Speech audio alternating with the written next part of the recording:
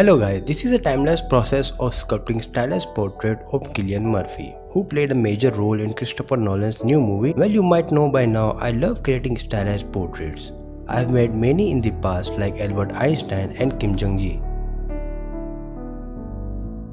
For this particular subject, I have used a lot of references. So my process of using the references, I divide the reference in two categories. The first one would be realistic pictures of Cillian Murphy from all the angles. Try to find the images with shadows on it, because the shadows will tell you about the plane changes. Second, I try to find existing caricatures or stylized portraits of Cillian Murphy, because I am still very beginner at creating caricatures, and this works also as my sort of studies, as well as a good way to tell me where to go or how to approach simplifying those shapes of the faces. Third, what I do is I try to look for the exact pose and feeling of this scene, and this pose and line of action is what I will go for my final render. I begin by blocking out the main shapes. The main forms and the silhouette is very important. If you can keep that interesting, you will be saving yourself from a headache later on. I keep repeating this on my every video because I can't stress it enough. The silhouette is what human eyes read first,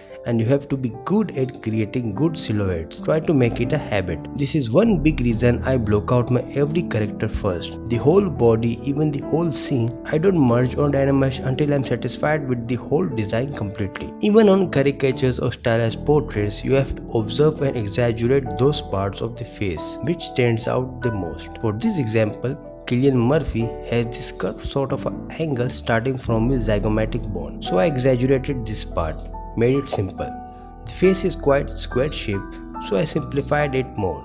His eye sockets are like deep sunk in, and he always looks so droopy.